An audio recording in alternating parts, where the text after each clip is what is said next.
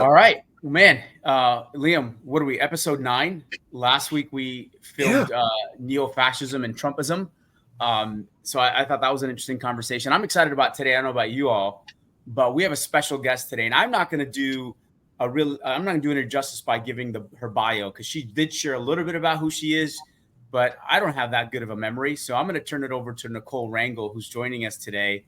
I'm going to have her share a little bit about her background, a little bit about the purpose of the discussion, and then Liam and the three of us are just going to engage in a conversation that hopefully outlines the purpose of today's episode and how you all can get involved and learn more about what Nicole, Liam, and I talk about. Sounds good? All right. Nicole, welcome to Office Hours with JNL. We're so glad to have you. Liam's been talking about you for quite some time. He's been teasing us. There was a teaser like 6-7 weeks ago. I'm like, all right, Liam, you need to make this happen. Welcome to our podcast. We're so excited to have you. I'm so excited to be here. So thanks for having me. And I'm very excited to hear from both of you and to finally be on as well, because it's been a teaser for me since the last time Liam and I did a talk together as well. So really happy to be here. Awesome. So tell the audience a little bit about yourself, your background, and we'll go from there. Who are you, Nicole? So who am I? We don't have time for that. But as a that career, is a word for the ages. I am an international criminal attorney and a human rights lawyer.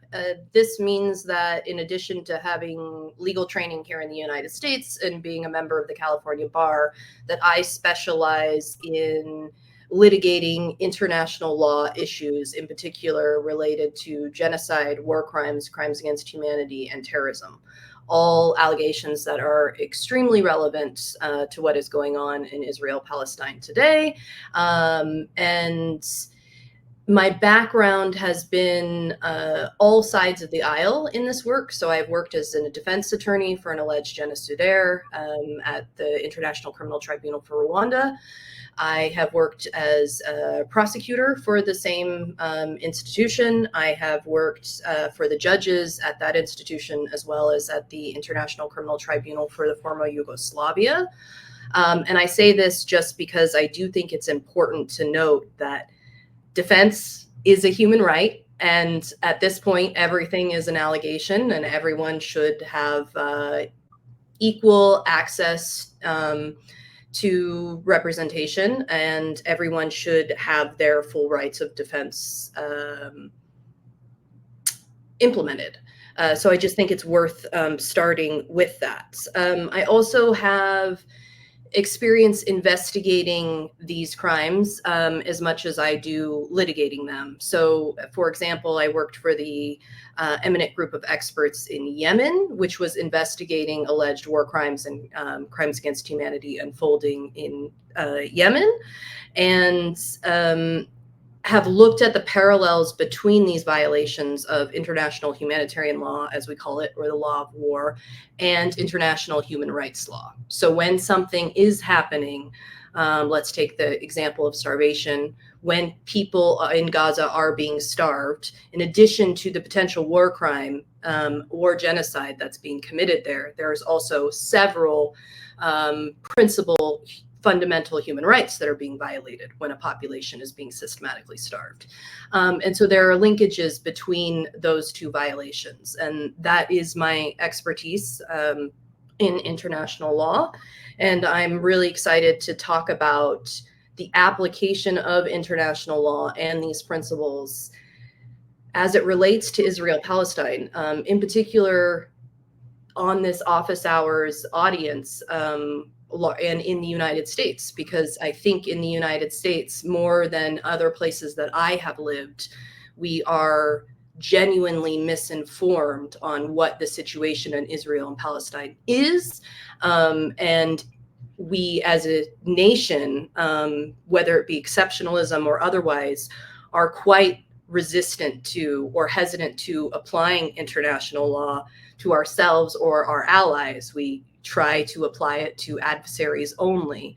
And I think it's very important that we understand how useful and how international law is in fact law and could be and should be used in this situation.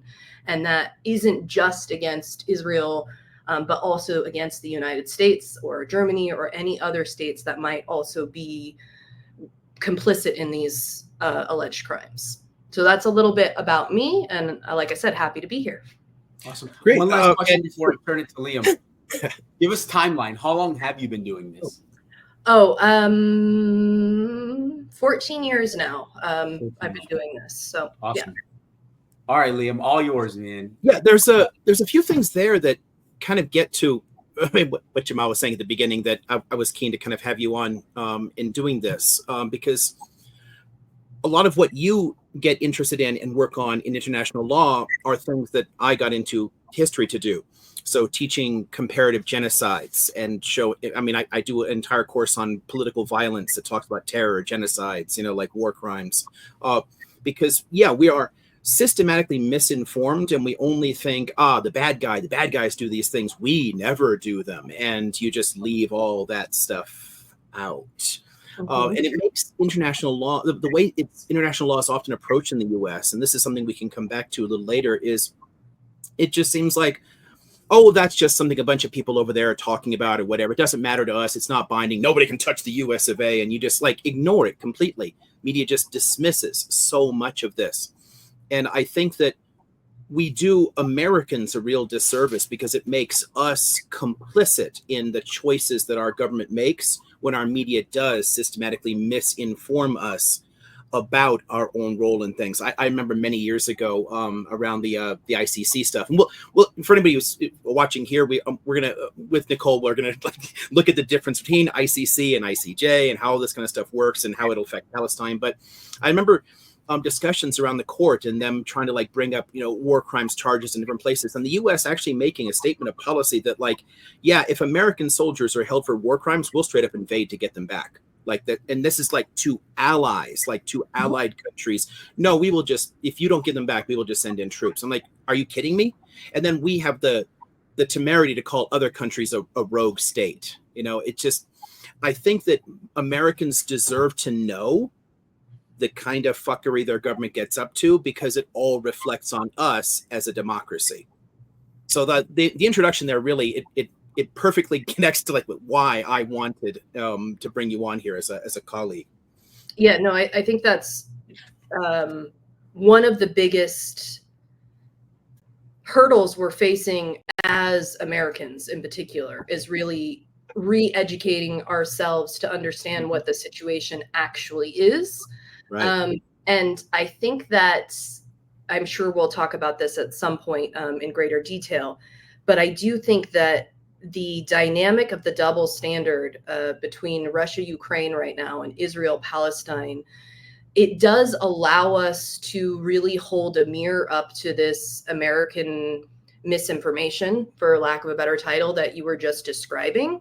And I feel like one of the sort of ironic gifts we get out of these things as nerds, as international lawyers, or whatever it is that the United States' own arguments for why it is that the ICC should be able to issue arrest warrants for Putin and other Russians is the reason that the United States cannot make the arguments that Israelis shouldn't be prosecuted before the ICC.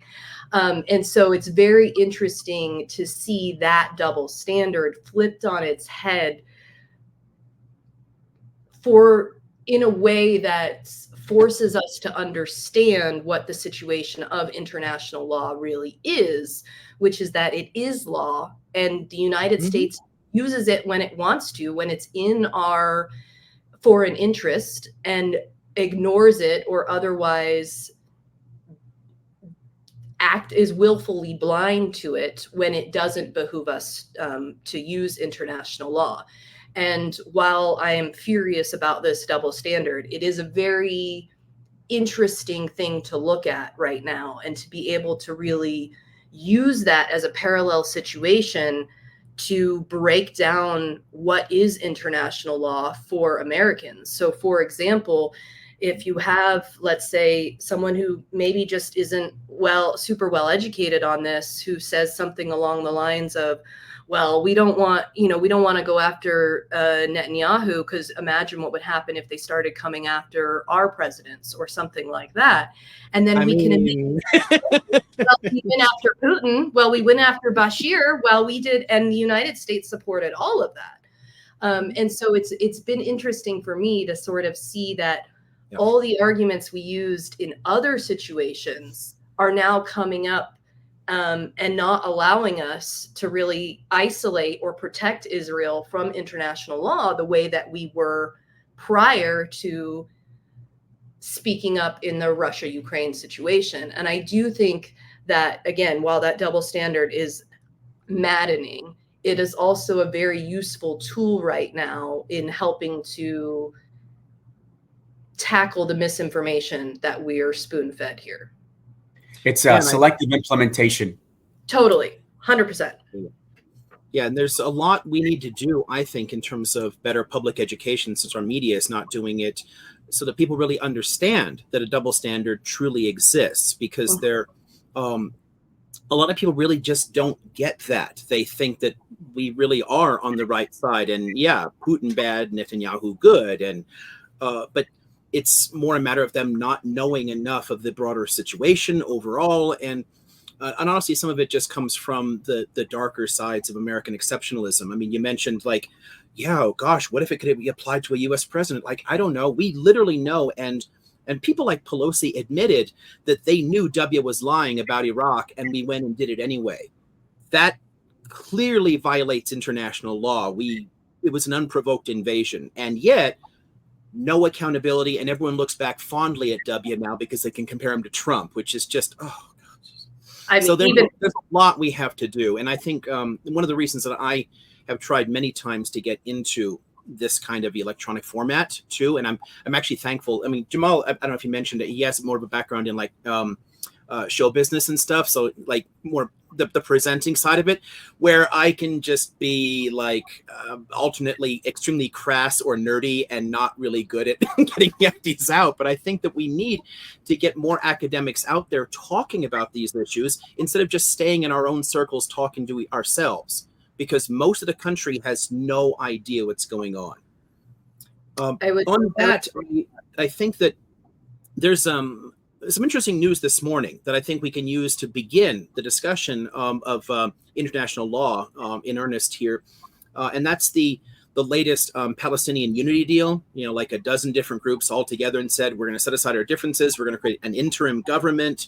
And then that interim government will plan elections. And that will create a sort of future status for the Gaza Strip, where there will be some government there that's not just Hamas running the show by themselves. And there's two things about that stick with me. One of them is the long history of the US and the Europeans to some extent and the Israelis consciously sabotaging all previous efforts at Palestinian unity, because it is in Israel's advantage that they be divided. And it's in Israel's advantage that there be a terrorist group in charge of something so they can avoid actually having to negotiate on anything. So we've always there's always been problems, trying to break this out, cut funding, things like that. And the way they do that, though, is they always point to Hamas's violence. So I'd like to start by asking, in international law overall, because we do prosecute war crimes, genocide, everything else, what is the status of actual armed resistance to foreign occupation or colonization? Because for people who sort of missed the history of the last 80 years and the decolonization struggles and everything else, I mean, I don't know why this is so complicated in this issue, but it comes up all the time that Palestinians don't have a right to do this. So I'd like to hear your thought on that. Yeah, I have so many thoughts on that, but I will start with 4 days ago, the ICJ issued its advisory opinion on the situation of the legality of the occupied territories in Palestine. And I'm sure we'll talk more about that decision. And there are lots of things that are a part of that decision. So the part of the what has been missing from a lot of the summaries about this decision is, whether you call it dicta or something less than the holding of this decision, there are references in this advisory opinion to the rights of people with self-determination. And one of those rights is the right of resistance. And so it is very interesting that at a time in which they are pursuing a unity deal and otherwise advocating for a role in this, a seat at this table, or a role in this again in ways that have previously failed, this time doing it on the coattails or with the parallel judgment of the ICJ right next to it, does give us a different situation than we've ever had in the past. It does mean that the international community is looking at this with more open eyes to what it is resistance can look like. I will say that regardless of the recognition that people with the right to self-determination, with that comes the right of resistance. I will emphasize that resistance, just as much as any other type of armed conflict, does have rules. And so whether or not this is considered to be a non-international armed conflict or an international armed conflict, both of which are argued and occurring in the region, that will also have an effect on what rules are at play for these parties.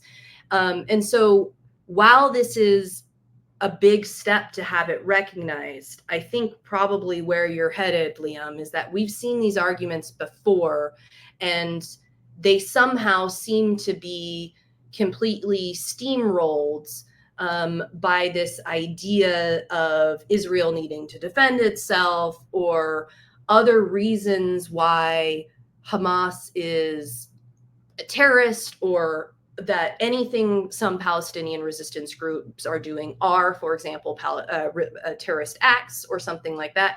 These arguments are still there, and they do still have a role when we're looking at resistance, because resistance, yes, it is a right that people who have the right to self-determination has. There are still rules for how it is someone can lawfully resist. And we do know that, for example, how October 7th unfolded is not going to meet that threshold, for example.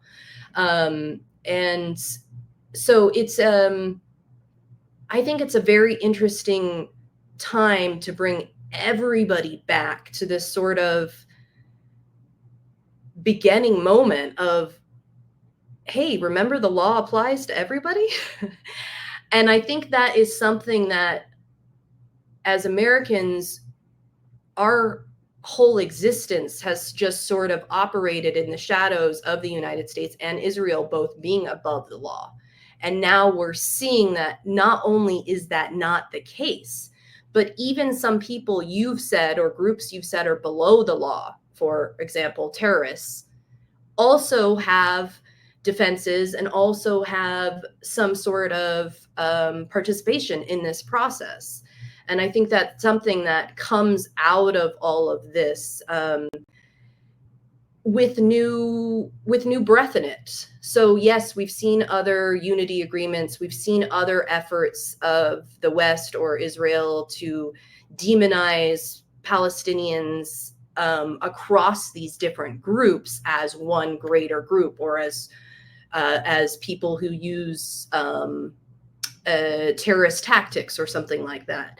And I think that this is a very interesting time to tease that out and see what that means, not only the misinformation of that as far as not all Palestinians are terrorists, but also that when you apply that to the other side, this also means that Israel could be engaging in terrorism. And in my view is, but how it is they're fighting these war, again, they also have rules. And these, I think this becomes more and more apparent when you couple things like the unity agreement alongside with what's happening at the ICJ, alongside with what's happening at the ICC, it's an interesting time where it feels like international law is dead on the table and also being constantly revived. It's a very interesting time for us as international lawyers, where you're like, all right, that's it for us. And then all of a sudden, like the defibrillator and you're back. It's a really interesting time. I do have a couple of, Liam, if you don't mind me jumping in for quick. So you said, so I always, we talk about this quite a bit on these panels. We say resistance is the key word here. You could debate the tactics, right? Debate the tactics. It is a resistance group. But you said two things that I think is important for the audience. You said dicta, if you can qualify what that means. And then under what law, quote the law for the audience so they're aware, they can go research, does a group like the H group have the right to resist against an occupier? So if you can define dicta for folks, and what Roman statute applies in this case to the right to resist, if you don't mind. And then we'll go to Liam. So dicta is something that is said in a judicial decision that isn't the decision itself, but still holds some legal weight. So for example, this decision was on whether or not Israel is in fact occupying the occupied territories and whether or not that occupation was legal. And when they were deciding that, they spoke about what rights come or what rights exist when a group has self-determination, because that is part of the question as to whether or not these occupations are in fact legal. And so because this hasn't been one of the points made in everybody's summary about what came out of the ICJ decision, it's more accurate at this point to say that the reference to the right of resistance as a right of self-determination is dicta and not necessarily a decision made in this advisory decision. Regardless, it holds international weight, and it reminds us of what the law is. And so it's very important. With respect to the law on self-determination, the rights that come with it, and also what rights you might have as a resistance group actively resisting in an armed conflict against this, unfortunately, I can't answer that question because it's just too broad, but I can give a bunch of pointers. So for example, if we're talking about what it is the occupying power has to do for the group of people that they are occupying, largely that comes out of international humanitarian law and the Geneva Conventions. If we're talking about what rights are the rights that we have as humans under the human rights law of self-determination, we are looking at general comments from the Human Rights Council. We're looking at what it is different UN entities have said self-determination is. And there are various treaties in addition to the Geneva Conventions, in addition to other principal sources of international humanitarian law and international human rights law that lay that out. And unfortunately, they're just too numerous, and I don't have them all off the top of my head for me to roll them out. But it does give me a good segue to say that, yes, there are precise rules with respect to what it means to have the right of self-determination, and that isn't limitless. And it also means that this question is difficult to answer in the abstract. And because the situation in Gaza and East Jerusalem and West Bank, while all occupied territories are all different, it also means that the answer to this question is different for Palestinians in each one of those three places based on whatever is happening at the time. And so that's why it gets extremely complicated when you go to try to answer this question in the abstract. For example, the question changes, as I said, whether or not you're in an international or a non-international armed conflict.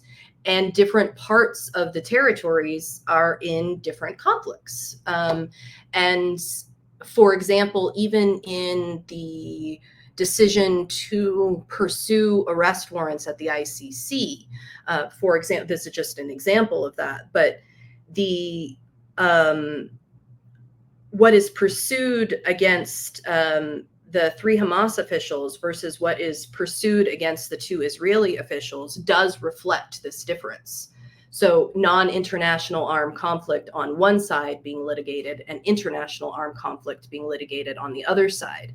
And this is even noted by Karim Khan in that decision, that certain charges are being pursued under international armed conflict law and certain charges are being pursued under non-international armed conflict law. So I'm sorry to be the lawyer and say I can't give you an answer because it depends, but I truly can't give you the full answer because it does depend. I yield. I was going to say I object, and Liam was going to say sustained.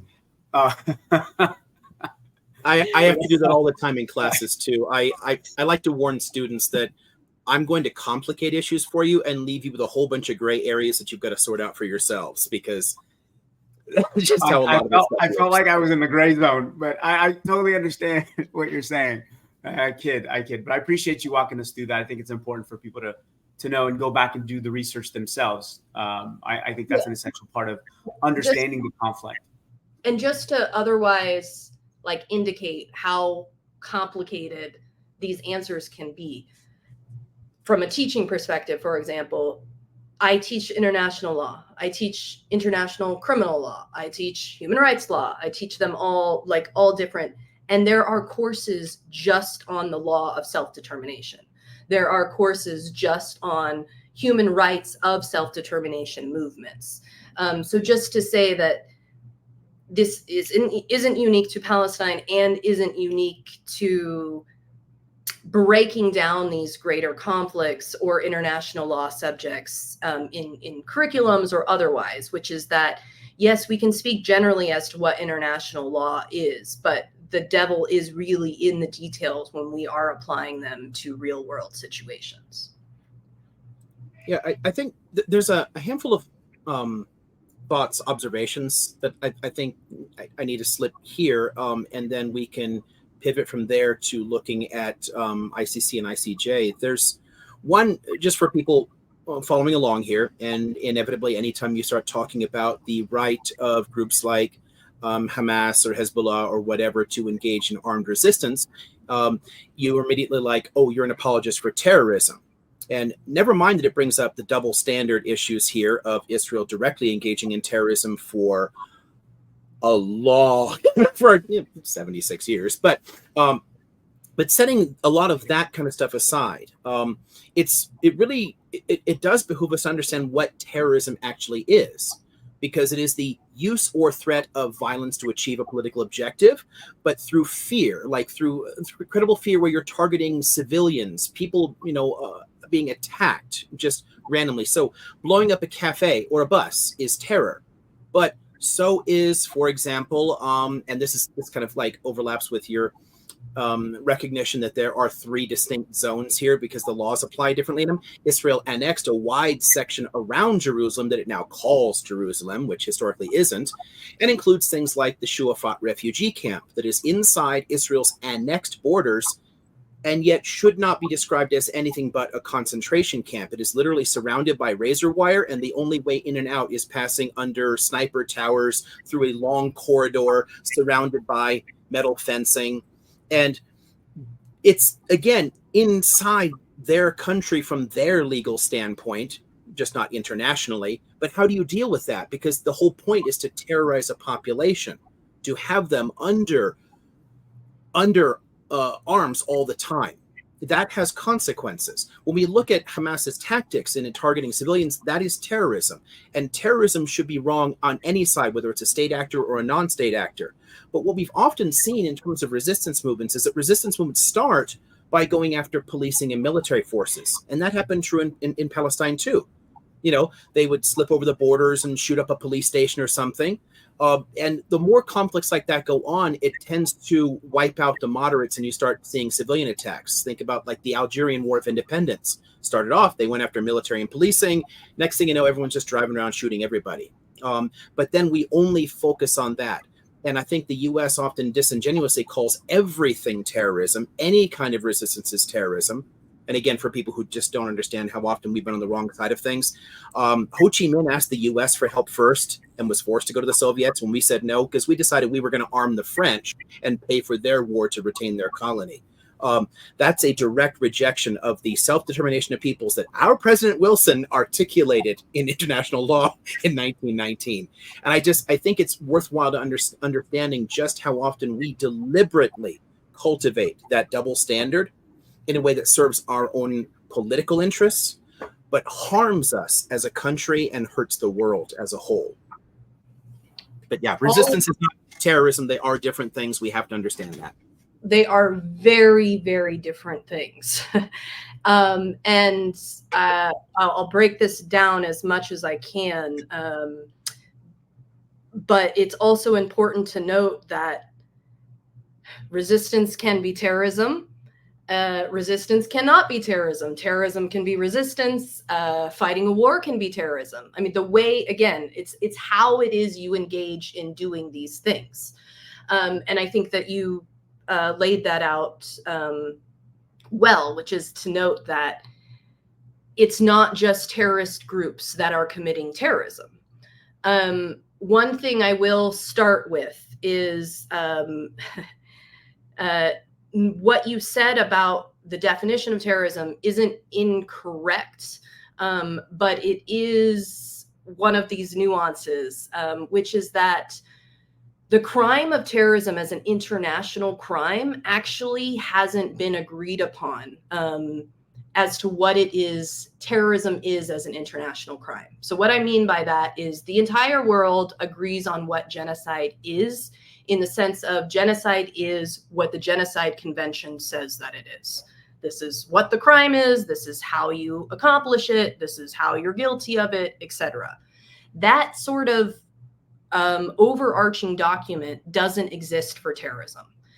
The ICC, the parties to the ICC, the Rome Statute, which is the statute that lays out all the crimes that can be pursued at the ICC, doesn't include terrorism right now. It is listed in the statute, but it doesn't have a definition.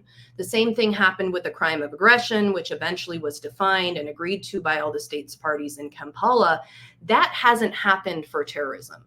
And I personally believe that the politics of being able to utilize this double standard of what terrorism is one of the reasons why it is we don't have this international definition. And the other side of that, if we're looking at this as a double-edged sword, is because then we would have to look at and confront the fact that sometimes state actions are in fact terrorist. One other thing to say about, again, just the strict nitty-gritty of the law on terrorism is under international law, even the idea that states can commit terrorism is something that's being argued. So, for example, this has been litigated in El Salvador, after the Mazote massacres, for example. They have tried, or we're trying to say, advocates are trying to say that those massacres are in fact terrorism. And some of the arguments from Salvador have been states can't commit terrorism. So even if we did all these bad things, even if we committed this massacre, it's not terrorism. And there have been, briefs breaking down why it is that states can commit terrorism. And so even that one legal element, for example, could make or break the difference of applying what is terrorism to Hamas versus Israel if we had the same set of acts, just because we don't have, Hamas is not a state. And so already we have this, is there a state policy? Can states in fact engage in terrorism? And that's just one element of this messy, we don't have a definition.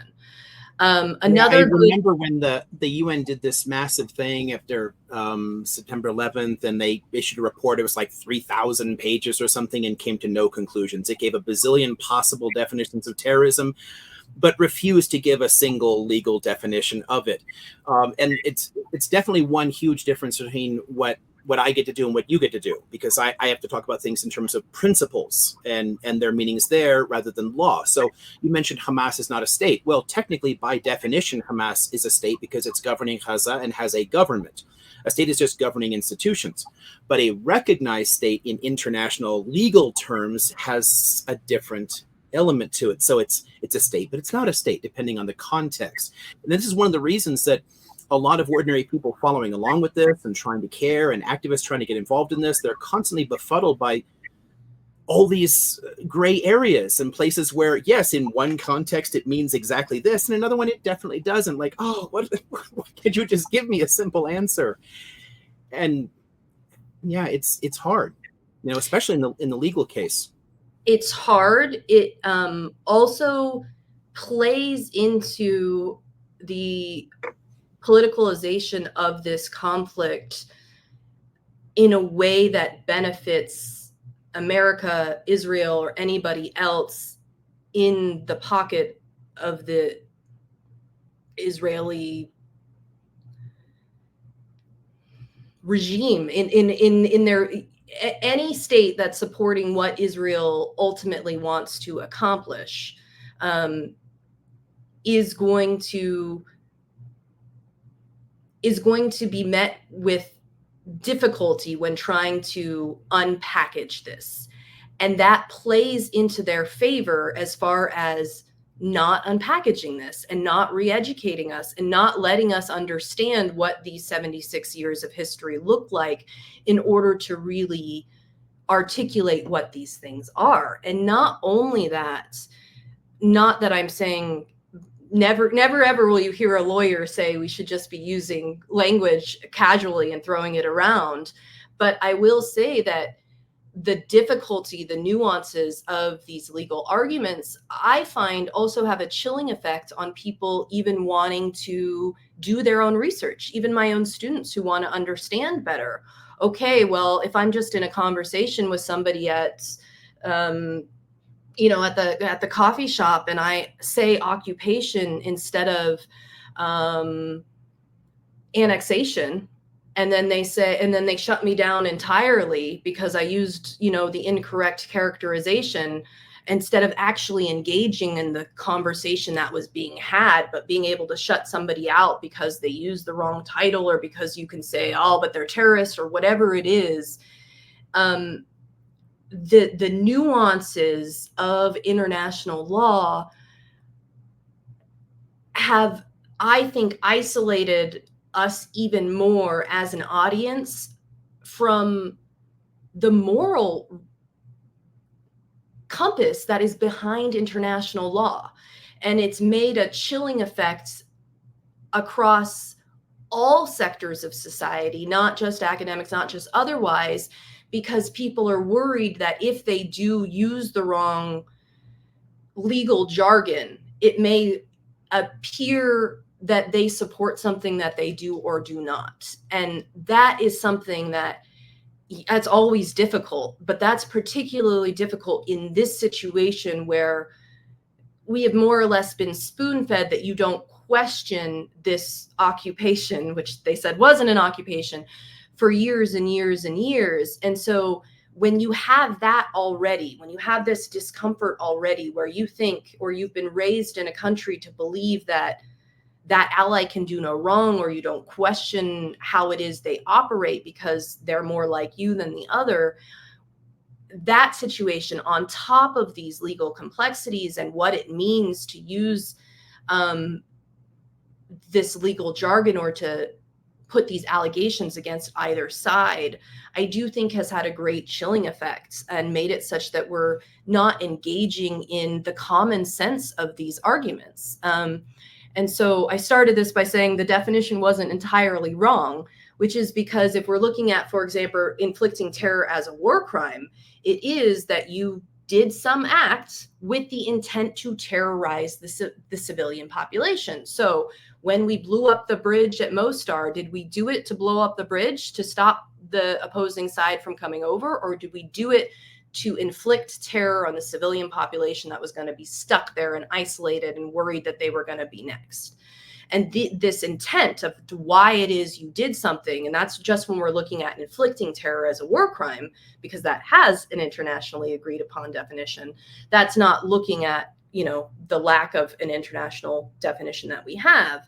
Even when you look at those two things, I do think that these complications become very apparent in how it is they can be utilized by the status quo and how it is they can be utilized to really suppress the conversations that we're having. And it is difficult. I mean, it's already difficult to stand up for the side that is being oppressed, in particular in this situation, but it makes it even more difficult if you're worried that whenever you do it, like you started off with this, you're going to be seen as a terrorist sympathizer, or you're going to, you know, one way or another. And just because you had brought up the examples of past entities that have experienced this sort of mislabeling, and I know we're going to talk about this otherwise, I think it's super important to bring up, South Africa. I mean, Nelson Mandela was labeled a terrorist by the United States government the entirety of his time as president, the entirety of his time as being one of the ambassadors of world peace, the entirety of the time up until the early 2000s, he wasn't removed from the US terrorist watch list. And I think that's really, really important as far as feeding into this whole conversation and for us to be able to see how powerful those labels can really be. Because essentially, the United States had lifted that label from South Africa and from Mandela and held him up as a hero, but always kept that tool in their pocket to be able to keep South Africa in check, or to get whatever they wanted, or to be able to, if this doesn't go well, if this experiment of racial equality doesn't go well, then we can bring up the ANC or talk about terrorism or something else. And I think the ANC, as far as being labeled a terrorist party in South Africa versus the terrorist tactics that they may have engaged in as a form of resistance, I think those are very good parallels to draw when researching this situation and looking into how the label of terrorism is a political label, just like anything else that can determine how it is international law is selectively applied and enforced. Yeah, I think there's good reason that Northern Ireland and South Africa are the two most frequent parallels for the Palestine-Israel situation, because there are so many interesting overlaps. And a lot of it, you mentioned what's in Israeli interests, but a lot of this also ultimately comes back to what is in what the U.S. government feels is in its interests. And I think that provides a really good place where we can pivot a bit to defining these two major organizations that do have a role to play in discussing the Palestine situation, because we just had, so there's warrants issued from ICC for some senior Israeli officials, and the US put pressure on Britain not to arrest Netanyahu. And we are, we're like, hosting him in front of Congress while there is an arrest warrant out for him. So figuring out how that was a warrant issued or an application issued? It was an application issued. Yeah, not a warrant yet. Incredibly important. And you took the thoughts right out of my... Yeah, but still, like the principle in general, like that's what they, Starmer came out and said, no matter what, we will not do this. And that's the key there. So regardless of what happens, there are major powers that will absolutely refuse to acknowledge the role of international law in this case. And that comes from oftentimes American national interests and the way we use our bullying power against other countries. So I think it makes sense to then get into the weeds a bit on what's different between ICC and its rulings and its processes versus ICJ and how they play a part here. Definitely. Before I move on to that, I just want to point out that in a similar way that we're talking about the parallels between South Africa and Palestine and Ireland and Palestine, or Northern Ireland and Palestine, and the way that we're talking about the interests of the United States, I do think that it's important to start with the fact that the United States is not a party to the ICC, but is a very, very active political player to the ICC. And I think that this is one of the cases where that is most seen. And again, I think it's one of the rare times that we can hold up a double standard, as anything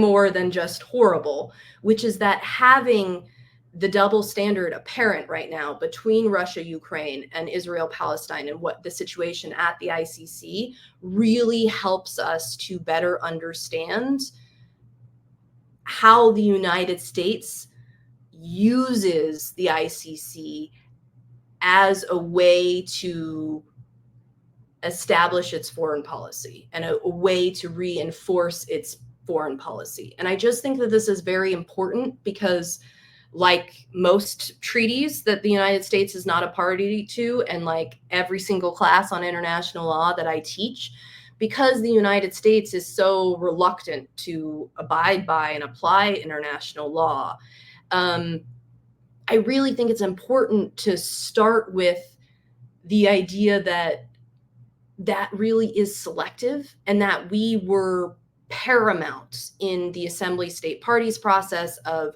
getting the Rome Statute together and getting the signatories on board, and that we've had a history of supporting the ICC in situations very similar to Israel-Palestine, not just Russia-Ukraine, also going after Bashir in Sudan is a very similar situation insofar as utilizing the Security Council powers, utilizing efforts of an entity that you're not a party to accomplish what you want to accomplish, not just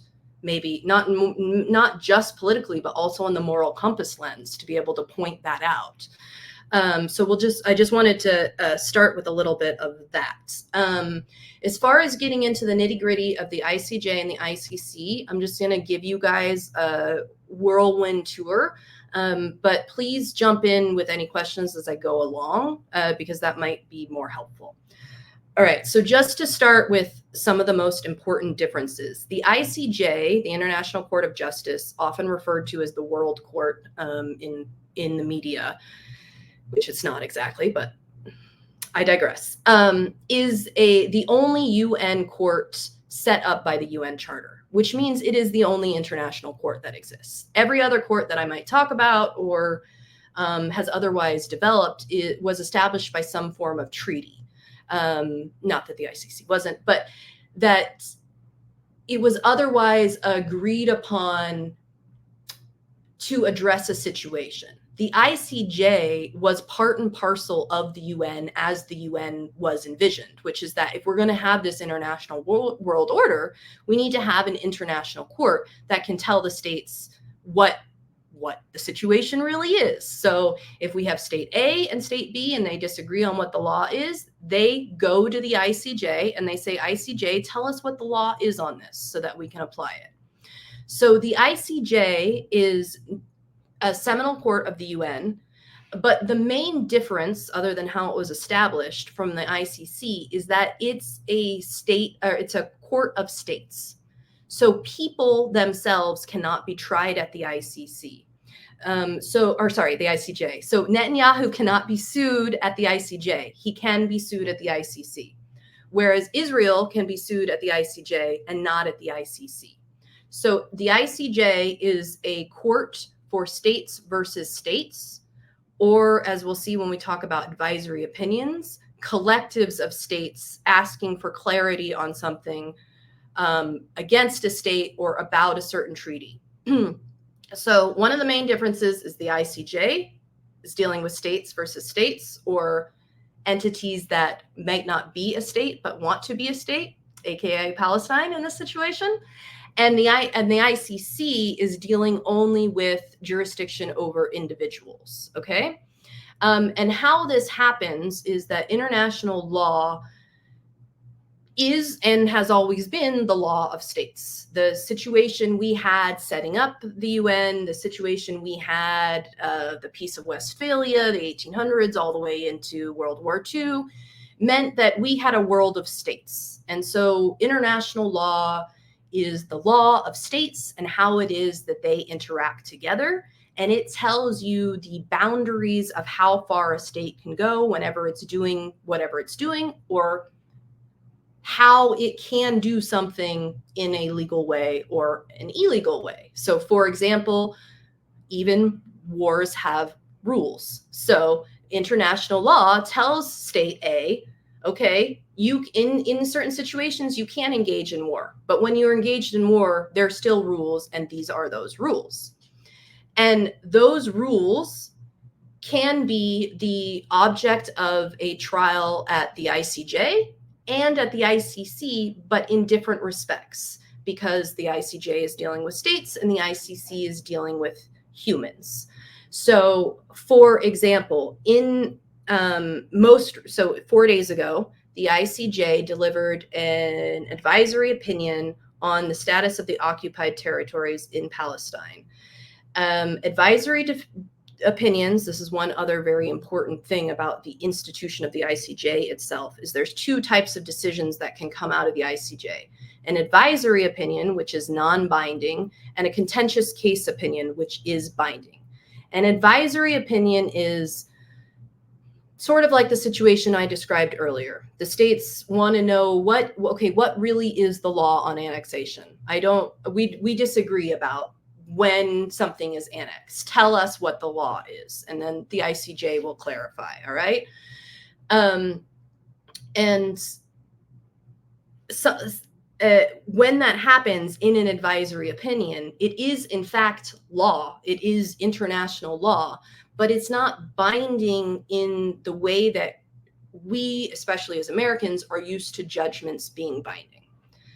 I will say that something that is criticized a lot about the ICJ, and in particular advisory opinions, is because they're non-binding, they're not enforceable. And that is not the same thing. ICJ advisory opinions are in fact enforceable. So just because it's not binding in the same way that contentious case decisions are binding, because then the two states have agreed to go to court together on this issue and have agreed to a binding judgment. This is a contentious case example in this situation is South Africa's case of genocide against Israel at the ICJ. So that is a contentious case versus the one that I've been talking about right now, which was an advisory opinion. So while an advisory opinion isn't binding in the same way as a contentious case opinion, it is enforceable against other states and the states at issue. So, for example, if the United States says, well, the ICJ decision that the occupied territories are in fact illegal occupation, annexation that is illegal, while they have said that that's not binding on the United States, and despite the fact that the ICJ opinion also says all states have to stop complicity or supporting Israel in illegal actions in these territories, the United States in the past would just have said that's not binding, that's not enforceable on us. And this is, it's wrong. Yes, it's not binding, but it is enforceable. And it does come with other international obligations. So, for example, Israel has consistently argued since 2005 and prior to that it was not an occupying power of Gaza because it had removed its military in Gaza. This is one of the things that the ICJ decision 4 days ago, full stop, decided. It said, You are still an occupying power despite what you did to pull out in 2005, because you still have effective control of Gaza. I'm doing quotes there because that actually is a legal standard, effective control.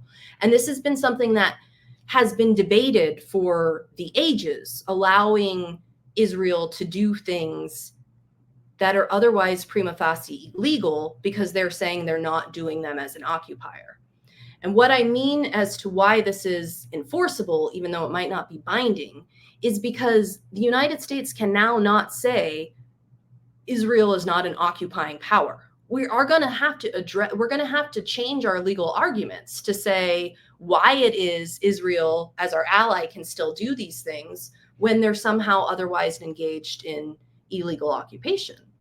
And so there is enforceable aspects of all of these decisions, despite them not being binding. Another good example of this is just the power of the advisory opinions, even if they are ignored. So Israel consistently ignores the ICJ. There was an advisory opinion about the legality of the wall.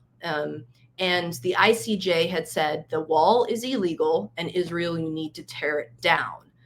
And Israel has not done that. Israel has said F you to the ICJ and said it's not binding, it's an advisory opinion, so we're not going to do it. But it's consistently cited at the UN otherwise as far as evidence that, for one, Israel is not in compliance with international law. This can also be evidence maybe of Israel's intent into certain things, or their pretext of intent into certain things, all of which are important for these crimes that are going to be tried. So starting with the basics, the ICJ deals with states and the ICC deals with people. And there's two types of decisions that can come out of the ICJ: advisory opinions and contentious cases. The power of the advisory opinion that the ICJ issued 4 days ago is the most monumental, I would say the most monumental piece of legislation that has come out in my career. And the fact that we don't know more about it, the fact that we're having this discussion because you're not reading this on the cover of every single newspaper, I think perfectly illustrates how powerful the ICJ actually is and how enforceable these non-binding decisions really are. Because we should be seeing this splashed everywhere. And I guarantee you, if roles were reversed, we would be seeing that as a use of our tool. We would be saying, we would be fully behind this. If for example, if this advisory decision had gone in Israel's favor, I know that it would be the cover of multiple newspapers telling us why it is that this legitimizes the actions that our government is engaging in. And the absence of such a powerful decision in our media, I think, is one that should send shivers down all of our spines. As I said, this is one of the most seminal judgments that I've seen in my entire career. It's a question that was unanswered when I went to law school, was unanswered when I worked on Operation Cast Lead, what meant that every time you wrote a legal brief about Palestine, you were going down two different roads under international humanitarian law as to whether or not it's occupied or whether it's not occupied. And now we have answers to all of those things to be able to not only do the legal analysis well and have these conversations well, but also to, with precision, identify parts of international law that do apply and how it is the parties should be acting in order to be in compliance with those laws. The other thing that I would note about the ICJ before moving on is just that historically, the ICJ has dealt with Israel-Palestine more than any other issue ever in its history. So there have been multiple advisory opinions requested and multiple contentious cases on Israel-Palestine. And the weight and speed of the decisions that we're seeing coming out of the ICJ this last year is also unprecedented. And I also think is something that we should look at as far as how important the ICJ actually really is in all of this. And I would say, as far as my metaphor before about the corpse of international law on the table, that the ICJ is the defibrillator bringing us back to life for the last year on this issue. I mean, breathing new life into us with every single decision. The contentious case at the ICJ, which is South Africa suing Israel for genocide, is ongoing and is likely to go on for years and years and years. What I will say is whenever that is decided, it will have effects, just like this advisory opinion that I'll talk about a little bit more, on what the ICC is doing, in particular, what the Office of the Prosecutor is looking into at the ICC. And with that sort of segue, I'll flip over to the ICC. So the way that international law was set up to be law controlling between states, during World War II in particular, and after World War II, with the Nuremberg courts and the Tokyo tribunals, essentially what we realized as the international community is it's great that we have these rules between states, but when there are nefarious characters that run states, like Hitler, you're going to need to be able to also pursue criminal liability of individuals and not just of states. Because, for example, if Hitler would have been around to be tried, right, and actually had showed up at Nuremberg or something, if we wouldn't have had Nuremberg, if we wouldn't have had this way to actually hold individuals responsible, he wouldn't have had to go on the lam or kill himself or otherwise. Because yes, Germany would have been found culpable, but that doesn't mean necessarily that Hitler would have gone to jail, right? Because he, as an individual, wasn't found culpable. And so we realized we need to be able to hold individuals culpable or accountable for international crimes that they're committing under international law. And this is the birth of international criminal law, which is the bulk of what I've done in my career. And this is the idea that, yes, international law is between states, but when we are applying that, that's going to result in, or should result in, accountability for humans engaging in illegal acts under international law. And so the first examples we have of this are the Nuremberg and Tokyo tribunals. And in addition to setting up what are international crimes, which is super, super important. So for example, not many people realize that those SS members and German government members who were found guilty at Nuremberg, none of them were found guilty of genocide, because genocide didn't exist as a crime at the time at which it was occurring in the Holocaust. And Lemkin's Genocide Convention also came out the similar time at which the UN is getting created after World War II, all right? So in addition to the idea that, yes, we need international law between states, but we also need a way to hold individuals accountable, international criminal law comes in to be able to do that. And then we don't see a lot of use of it until the 80s and 90s in the era of more modern genocide. And this would be Rwanda, this would be East Timor, this would be the Balkans, this would be several other situations going on in the 80s and 90s. And that led the international community to say, okay, well, we established that individuals can be responsible for these violations when they are so serious and so egregious that the world is concerned. And we established that with Nuremberg. And so during the 80s and 90s, when we're looking around the world, and we're looking at Rwanda, and we're looking at Srebrenica, for example, we say we need this again, because the bad shit that we had, that international law outlawed, is still happening. So we need to be able to hold these people accountable, or otherwise avoid impunity, which is the idea that world leaders essentially get out of being liable for any crimes that they commit because they're world leaders or because the state is otherwise culpable and not them. And so we really want to pierce that veil of the state and be able to get to the people behind it. That is what ICL is trying to do.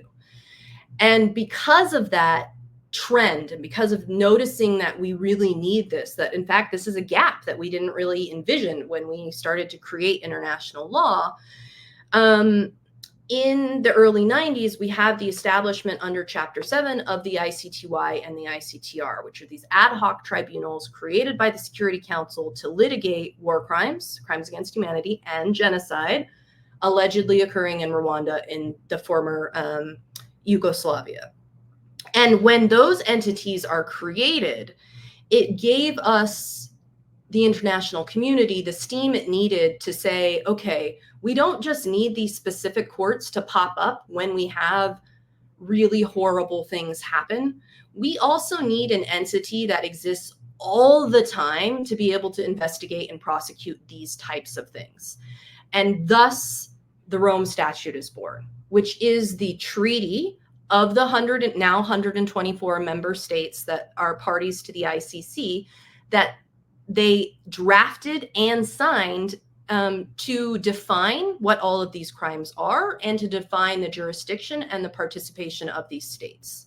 So, for example, using the terrorism example that we discussed earlier, terrorism is listed in the Rome Statute as one of the crimes that can be pursued. But because there is no internationally agreed upon definition, there is no article there, the ICC can't prosecute terrorism. However, the ICC can prosecute war crimes and crimes against humanity and genocide and crimes of aggression, which we're going after heavily in Ukraine, and all of the other crimes that are listed in the Rome Statute.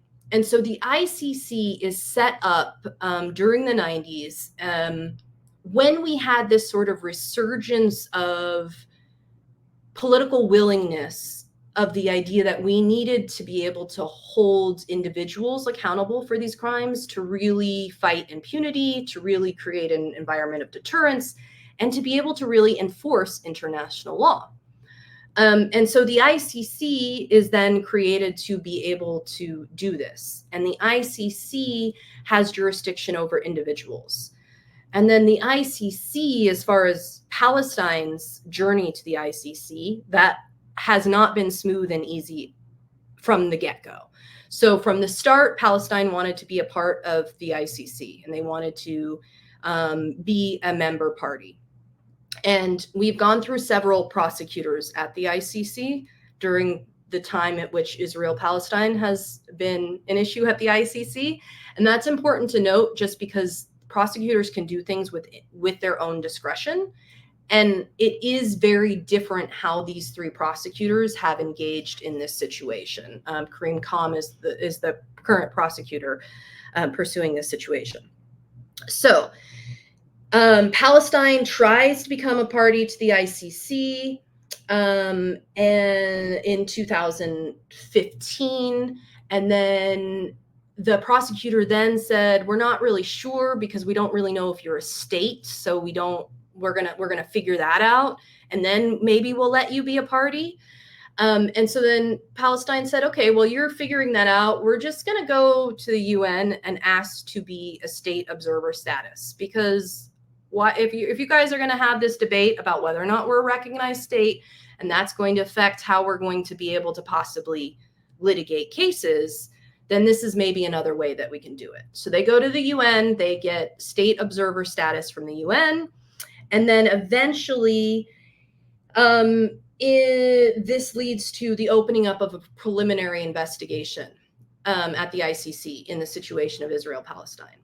And this is with the second prosecutor. And then that prosecutor says, you know, in addition to this, I think we probably have to figure out what are the jurisdictional limits here, because Israel keeps saying there's jurisdictional limits. So can we even, do we even have jurisdiction over these cases because Palestine was so slow in getting to the party and being a state, et cetera, et cetera. Those preliminary hearings are held, and the court finds, yes, there is jurisdiction here.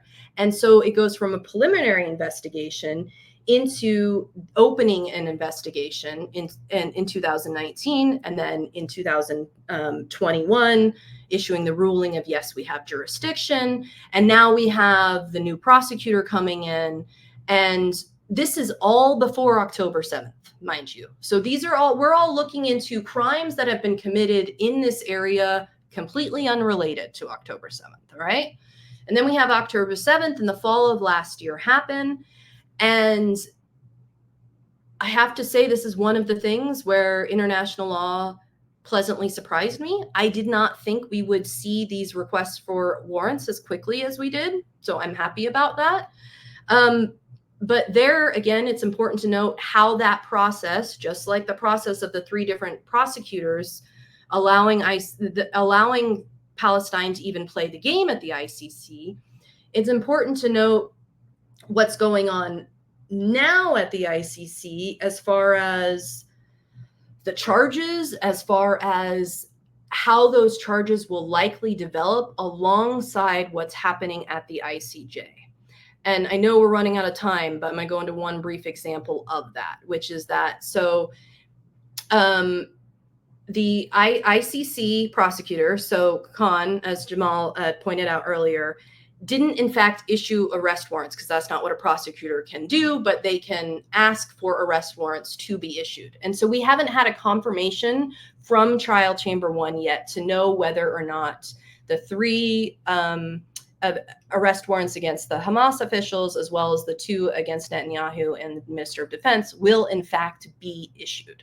So right now we don't yet have the arrest warrants issued, but when that is confirmed by Trial Chamber 1, then we'll be in a very similar situation that that we're in as far as Russia, Ukraine.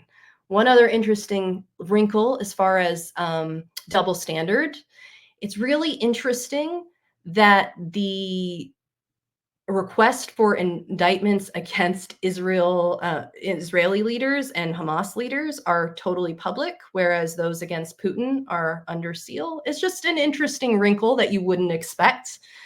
And so we know more about what's happening, ironically, for one of the first times ever, in Israel-Palestine than we do about Russia-Ukraine, which is just an interesting nerd out wrinkle. So fast forward to where we are today, the relationship between the ICJ and the ICC is, because of the most recent advisory opinion, only going to become more nuanced and only going to become more complementary, in the sense of for example, the request for warrants against Israel. One of the big criticisms is, why are they only for war crimes related to starvation, related to aid, related to the situation on the ground, versus genocide, versus apartheid, versus these more systematic regime charges? And not only is it important to note that international criminal justice is just slow, but it's also important to note how these 2 institutions can possibly work and lean on each other. So now that the ICJ has said that the occupation of these territories is in fact annexation and illegal, it has that determination has repercussions for the potential war crimes and crimes against humanity and crimes of aggression that might be happening in those areas. So just like I said, now Israel can no longer say we're not the occupying power of Gaza because we removed the military in 2005. They can no longer say that because that's been fully rejected by the ICJ. That also means that Karim Khan and his entire team should be going back, looking at the facts and going, okay, what other crime, what does this give us as far as other crimes that are committed as far as violations of an occupying power? Some of those are war crimes. Some of those can be categorized as types of crimes against humanity or violations of other treaties. So violations of CERD, or the Convention Against Racial Discrimination, is how we ended up with the ICJ saying that Israel is an apartheid state. That is going to then need to be picked up and investigated again by the Office of the Prosecutor's team as to, okay, so what crimes might that now bring to the table now that we have this decision? And this is going to continue to be an ebb and flow process. And the same thing will likely happen with respect to the contentious case on genocide. So let's say, for example, that comes out tomorrow. It won't come out for years. But if it did, and they in fact said, yes, Israel is committing genocide, there is no way that the Office of the Prosecutor isn't going to have to deal with that. They're, at the very least, they would have to explain why they're not pursuing charges of genocide when another entity has said that that state has committed genocide. And that, because of the specific intent required for genocide, could in fact happen. Like a prosecutor could say, as was the case in the Balkans several times, that yes, we have all these egregious facts of killings and mass executions even, but we don't have enough evidence of specific intent to really go for genocide. I mean, there's a reason why Srebrenica is the only incident of identified genocide in the entire Balkan War when it comes to international criminal law. And so this is just indicating that these two entities, while dealing with completely different jurisdiction and completely different bases for jurisdiction. So the ICJ dealing with, for example, the Genocide Convention and CERD, and the ICC dealing with allegations under the Rome Statute.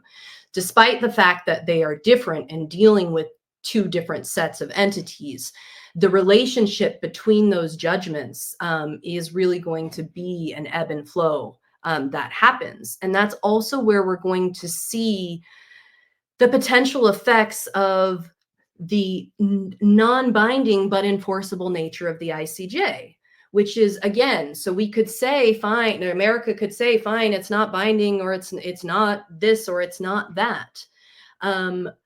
But that is going to be taken up by the trial chambers at the ICC as well.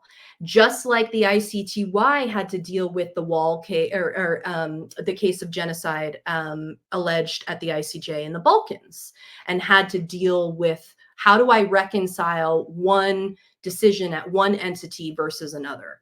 It is important to know that they are not binding on each other. They couldn't be in how it is they're created.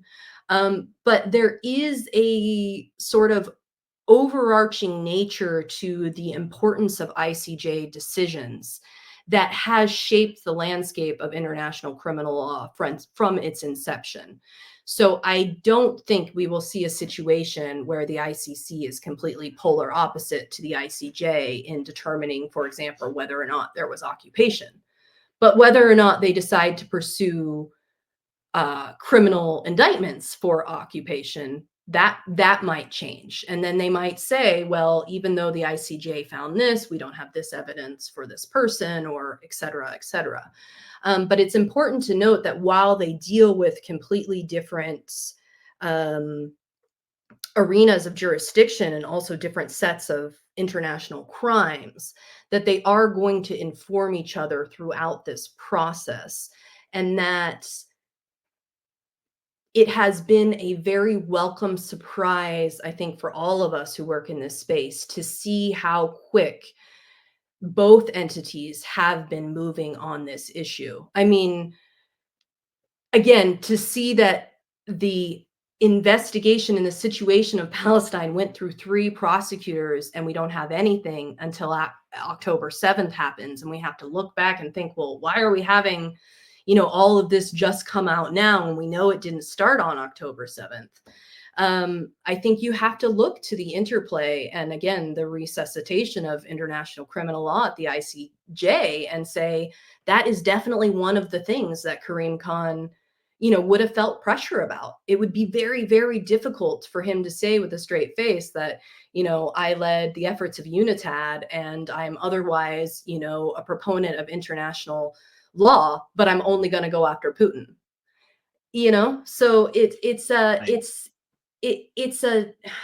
interesting time where we have this irony between the resurgence of international law and the complete crumbling of it at the same time. And I think that you can really see that through these two entities and how it is they're operating, and in particular with the speed that they're operating in and the fact that they're getting media coverage. I mean, yes, the decision of the advisory opinion a few days ago should be getting way more airtime than it is. But that either of these entities are getting airtime is kind of surprising to me as an attorney. I mean, I've worked in this field for 14 years. My mom still tells people I work at the World Court, which doesn't even exist. So it just to say that it's something that it's very difficult to break down those nuances or even get the American public to care about these level of nuances. So now that these two, that the ICJ and the ICC are even acronyms that we throw out in conversation, or that my mom knows about, or that my partner knows about, even that is a huge advancement from where it is we were in international law 5 years ago. I think that's a result of everything that we're all are doing, various platforms. Go ahead, Liam.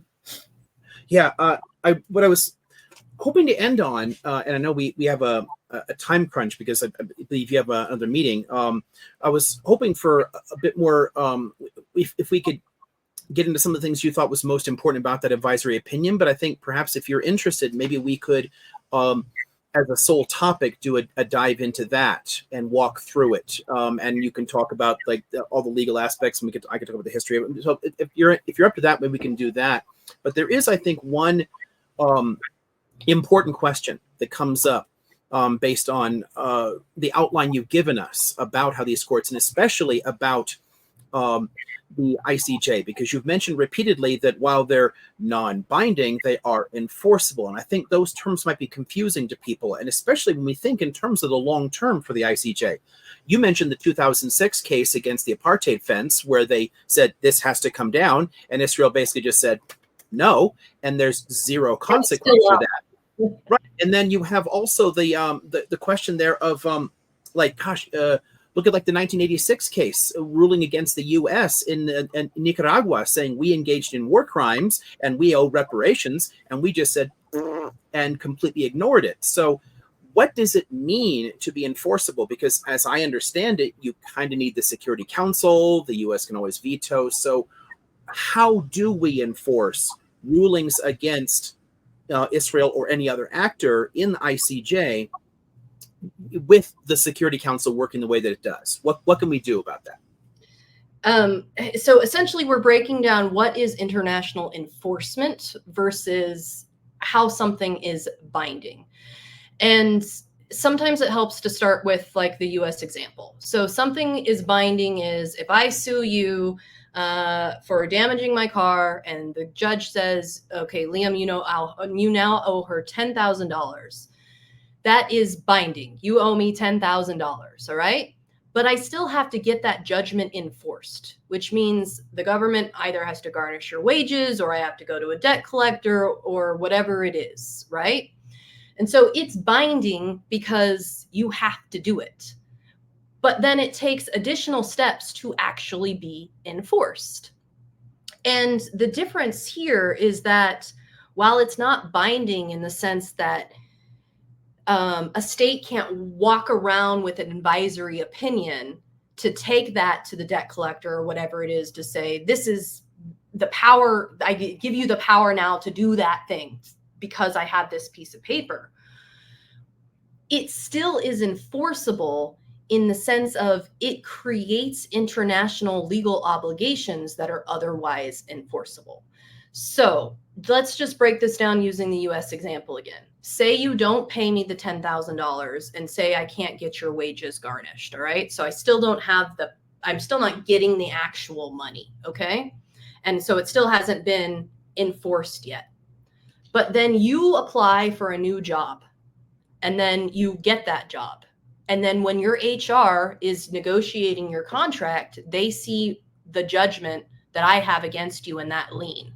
And they say, well, one of the stipulations of you getting this job is we don't want anybody in this job who hasn't made good on their legal obligations. So we're going to send money from your paychecks until you have paid that, right? So there's other ways that things can be enforced. Sometimes it's personal, sometimes it's political. And in this situation, a lot of it is political. But also, like you mentioned, the Security Council, and there are other ways in which this is enforceable. So the advisory opinion, the United States, like many others, has said it's not enforceable. It's because it's non-binding. Let's take the example you gave of the Nicaragua decision. This is perhaps one of the most seminal decisions out of the ICJ ever in the history of international law. It's quoted all the time when you're learning international law, and it sets up tests of effective control and what control means, and whether or not the amount of control a party has means that that party can be held liable. So essentially what the decision said was the United States is culpable for what it is we did in Nicaragua in some way, shape, or form. Fine. The United States says we get the judgment. We don't care. We don't do anything about it. But since that judgment in the 80s, Nicaragua is stated in almost every article, on any person writing about international law, anybody in a ministry position in our government. And we now have to take steps to avoid repeating Nicaragua.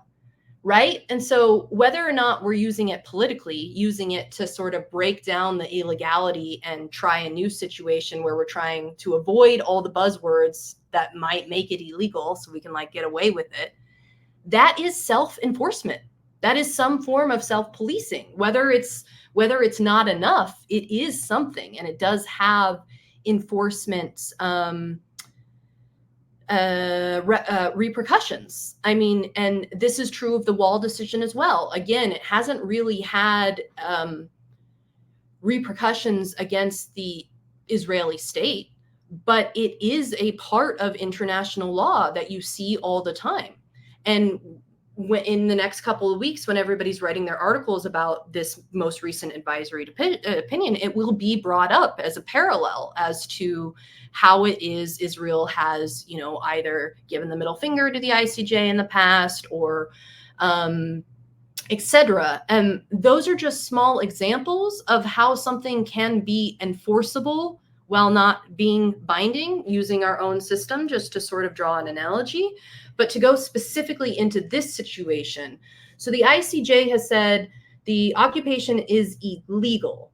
And so what it has said to every other state is that third-party states, members of the UN, also can't recognize or utilize the benefits of this illegal occupation and annexation. So whether or not the United States wants to say that it's enforcing the judgment or not, when it changes how the White House press secretary refers to Gaza, and now maybe is going to refer to it as an occupied territory, again, that is the enforcement of this decision happening in a way that's going to affect our politics.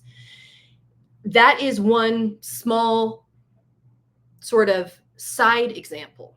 Then there's going to be a whole bunch of other legal ramifications of this enforceability. So every other state that has a trade agreement with the United States that also has a trade agreement with Israel is going to be re-looking at all of these agreements to see whether or not they're in fact actions that they're able to undertake.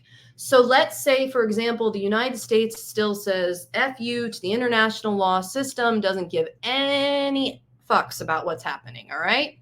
But let's say that all of our trade partners are proponents of international law. They're going to have to stop engaging in those trade agreements because they've now become unlawful in some way. And so while it might not lead immediately to the United States, for example, halting arms transfers to Israel, maybe we're not going to do that immediately in line with the judgment, but maybe we utilize several other countries or bases or ports of entry or transfers or embargoes in order to do that. Or let's say we even just have to go through other countries. Those other countries are not going to be willing to let us do that when they've been told it's unlawful. So there's all kinds of ways that it's enforceable. And we're going to see a lot of this in trade. We're going to see a lot of this in diplomacy, shutting down different embassies, the way in which diplomacy is going to work between these entities. Again, other examples of the enforceability of these advisory opinions, even when they're not binding, or rather other legal angles for how it is you enforce these. Another example just of things in the past, right? So the Wall decision, which we've talked about several times. The Wall decision leads to different corporate ramifications for how the wall is run. So you have different defense contractors now running different parts of wall security that because other companies that also are, let's say, incorporated in states that actually abide by international law or have some partner entities, they now can't engage in that work because it's been found to be unlawful. And so it's just important to really break down that enforcement isn't just, okay, I'm coming to get that $10,000. It's all right. Well, now, Liam, you can't even use my bank. So fine, you're not going to give me the $10,000, but you can't bank here. You can't park your car here. You can't this. You can't come to the United States and testify before Congress. You can, because we're not a member, but like, this is going to be a real thing. They're not, Bibi's not going to be able to travel to France anymore. That will be a real thing that comes out of this. We talked about George W. a lot earlier. Talk about someone who doesn't believe in international law. Neither him or Rumsfeld have traveled since those warrants came out, since Spain said, we're going to exercise universal jurisdiction against you guys. And this will be the same thing. Bibi and Gallant are used to being able to go wherever they want to go. If they cannot now go to the 124 member states of the ICC or to the lesser number probably of states that are seeing the advisory opinion as binding in some way, it's still going to limit the possible ways in which they can trade and negotiate and enter in diplomacy. And that's the enforceable aspect of this, in addition to the other part of all law that is enforceable, in the sense that law begets more law. So even if we don't have, even though we don't have Israel tearing down the wall, we now have a precedent for why Israel can't build another wall and why we can't possibly build a border wall, right? So we have consequences too. That's a very powerful thing as well. I mean, the EU's eventual decision to force labeling on West Bank goods is ultimately connected to that decision. So you start to see some economic consequences. And it reminds me of why I bring up the South Africa case a lot, because the U.S. fought it, defended the apartheid regime, but more and more countries began applying those economic consequences. So it's going to be frustratingly slow, and I know that to all of our activist friends, I know that's very difficult, but while it looks like it's not enforceable because the U.S. and Israel are constantly just ignoring these things, there are hidden consequences, is what you're saying here. And I think that we do need to recognize that. And those do have an effect long term. Yeah. And less than hidden, I would say they're interconnected. And that's because they're not really hidden.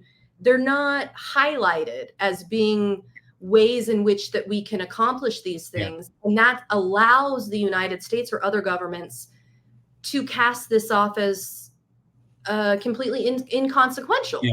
It's unknown. Effect, blah, blah, blah, blah. Yeah. But we're inside doing a reshuffle, making sure that everything we're doing, I mean, imagine the split personality that Germany is going through right now, yes, as far as their support of Israel. They're trying to get into the pockets of this alliance with the US, and then the ICJ decision and Germany's compliance with international law. I mean, the sort of like, I don't know, schizophrenic. It's a Sybil effect. It's a Sybil effect. Yeah, exactly. And in addition to sort of these like whether we call them hidden or interrelated consequences, I think it's important that since we brought up the economic impacts of this, while I talked about trade and other aspects of this, I do think it's important to bring up BDS, at least in this small window, as far as another way that things are enforceable. So BDS, the boycott, divestment, and sanction movement, right? All of those things are means of enforceability of this. So we're going to boycott XYZ because of this judgment says that they're engaging in apartheid and illegal occupation. We're going to divest from XYZ because of those same reasons. We're going to sanction Israel or the United States or anybody else until they actually do stuff to enforce this thing that they're saying is non-binding. And so it kind of acts like soft power, but it is not soft power. It is enforceability. And it's the way that the law often works. I mean, we see this domestically as well. When we see one state tackle abortion, we see another state go after it in a different way and then rely on the precedent, right? We see this in law anyway, that you're constantly challenging what that new law says that it is. And that's really what we have when we break down this, it's not enforceable, it's not binding. Sure, we're talking about semantics of what it is the legal repercussions are, but what are going to be the political or status quo repercussions of that legal decision are something else. And a lot of times that is enforceability. And another example of this that's super pertinent is we've seen activists on this side calling for Israel to not be allowed in the Olympics, right? We've seen this for the last months, right? And we haven't seen anything picked up out of Paris or otherwise. Well, South Africa was not allowed to be in the Olympics from the 60s to the 80s because they were an apartheid state. That was the reasoning. Now, as of 4 days ago, we have an ICJ judgment that says Israel is engaging in apartheid in the occupied territories. Does this not mean that the Olympic Committee should now be going back and at least creating a press statement for how it is they're now going to differentiate Israel from South Africa based on this judgment? It at least means they're going to have to confront it in a way that they haven't had to in the past. And that's just one example. If they, for example, if they told Israel you cannot participate in the Olympics, that would be a sanction that is a result of this ICJ decision that is otherwise unenforceable. And I think it'd be nice, but just too late for them to do that right now. For this one, probably. But this gets back to all of that parallel and understand these interconnections and see how it is that things that otherwise are deemed to be inconsequential by our government or other governments are in fact of consequence. Right. I liken it to a snowball effect that's moving really slow. It's not hidden, but it's there. People just don't know about it enough until it gets that full steam, and then it becomes a public awareness. I think what you shared today is essential in us going back and saying, although you don't see the results today, think long term. Don't be short sighted. And I think that's an essential point out. I will. Right, exactly. And I'd love to, if we could maybe at some point revisit this as a topic, and it's up to both of y'all if you're game for that discussion. But what I'd like to do is if we can break down the specific features of this advisory opinion that we can then essentially arm activists who are pushing for BDS. Because if you can get tons of companies to do this themselves, even if we can't get the Security Council or major governments or whatever to do something about this, if we get a whole bunch of multinationals behind this stuff and respecting international law, that has real consequences. And the Israeli economy is already in trouble. And any tips in that direction could have an effect like it did in South Africa. Right. So we're gonna be looking at that. We're also going to be looking at the effects on the ground of Israel's actions and inactions in response to this. So something else that these decisions give if whether you want to label it enforceability or not, I don't really care, but is a barometer of illegal conduct. And now we have a new measurement and a new understanding of what that situation is. So we're no longer having the hour-long debate that we had to have at the last time we did a panel together on whether or not something is, if it looks like apartheid and talks like apartheid and walks like apartheid, is it apartheid? We now have, it's an apartheid, and I have a judgment, and I can start from that. And now we have an hour-long conversation on what that looks like, what that means, and how we as diligent citizens of the world now have to deal with, well, it's not just walking like and talking like, it is. So now what does that mean for me as a consumer? And so it's not just, like you said, the states and et cetera, but all of these corporations and our own involvement that are going to be sort of enforceability, overflow from all of this. And that's also something else that we haven't discussed at all yet. But in addition to, states-based entities of international law, which the UN and otherwise, I mean, capitalism is as much international law as anything else these days. And so we have a bunch of companies that have signed up to, for example, not operate in places where there are known human rights violations, not operate in chains of production that engage in human rights violations. And for example, the EU is one of those entities. It has agreements for how it is.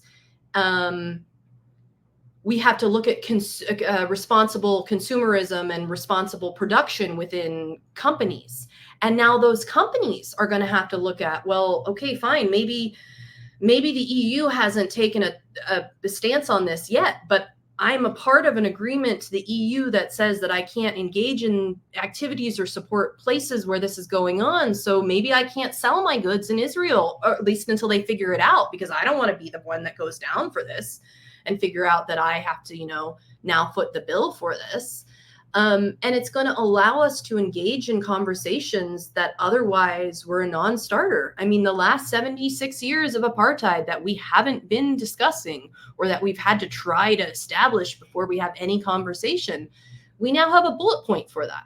And we now have a bullet point at the highest level of international legitimacy for that.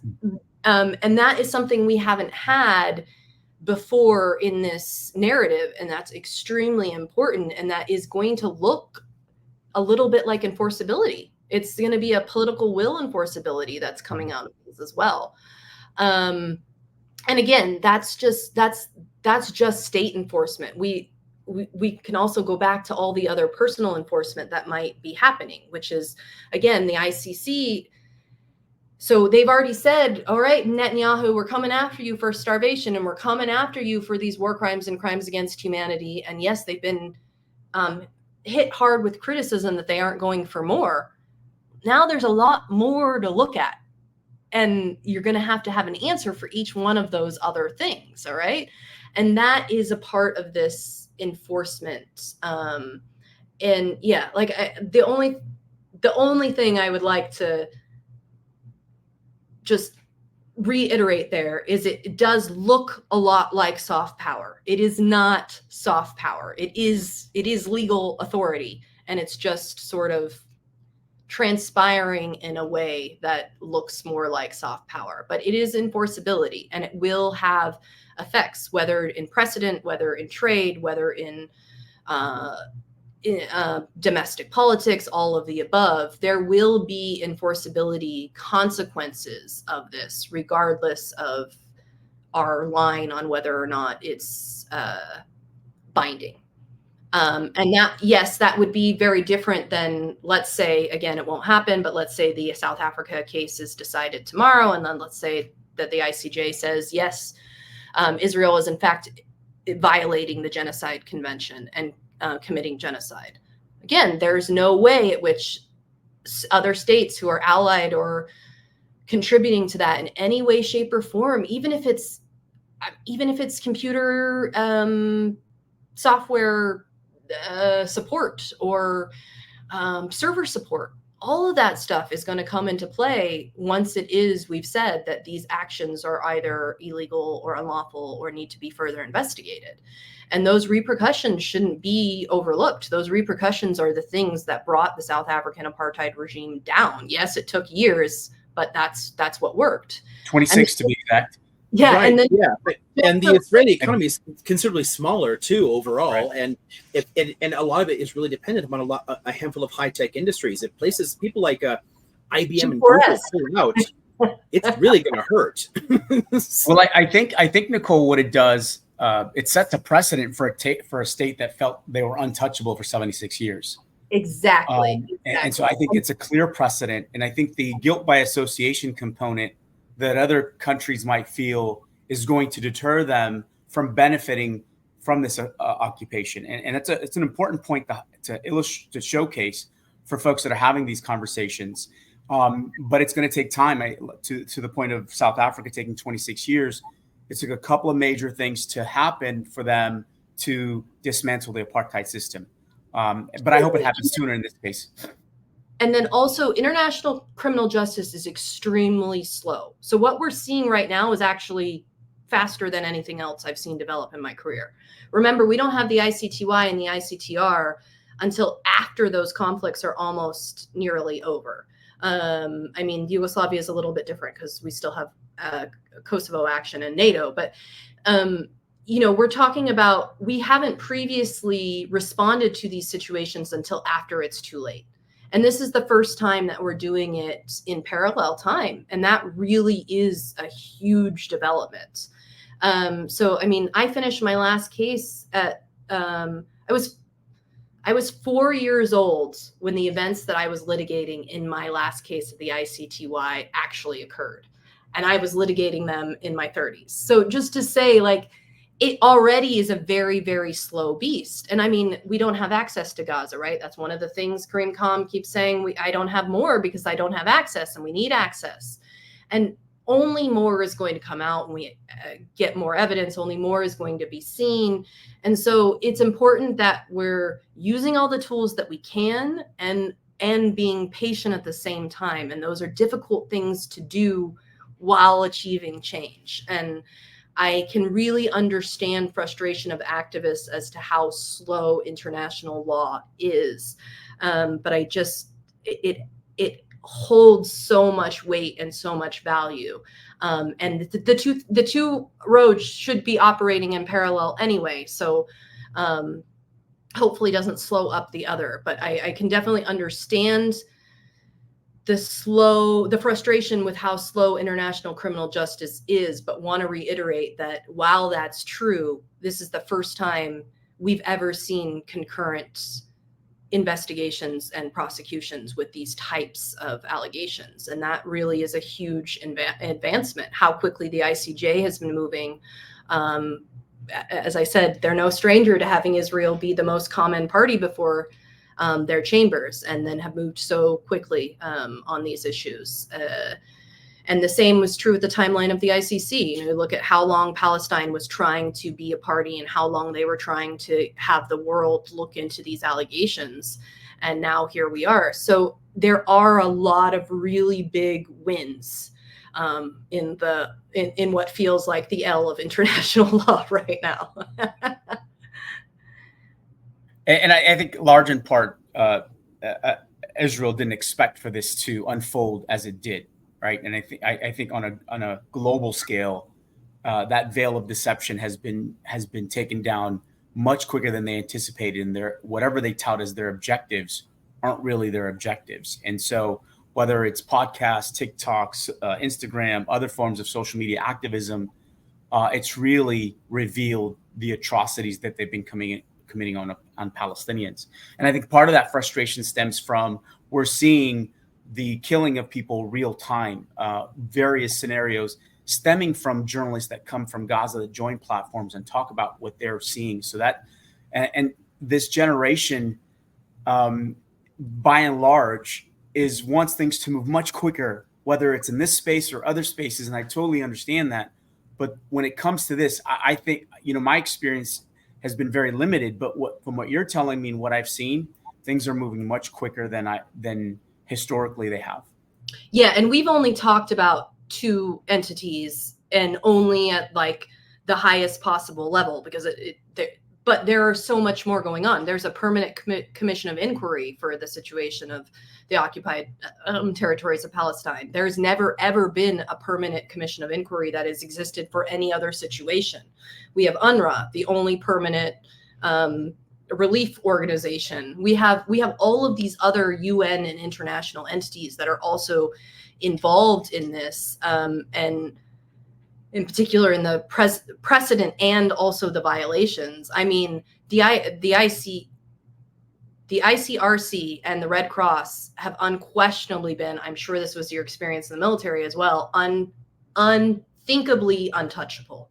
You never mess with the Red Cross, to the point where in the past I've drafted like manuals for judges, and I remember sitting there drafting that section being like, this never happens. Why do I have to spend all this time on perfidy and attacking the Red Cross? These things never happen. I shouldn't have to like provide these pages for the judges. And then we're seeing these crimes that had never happened before, perfidy,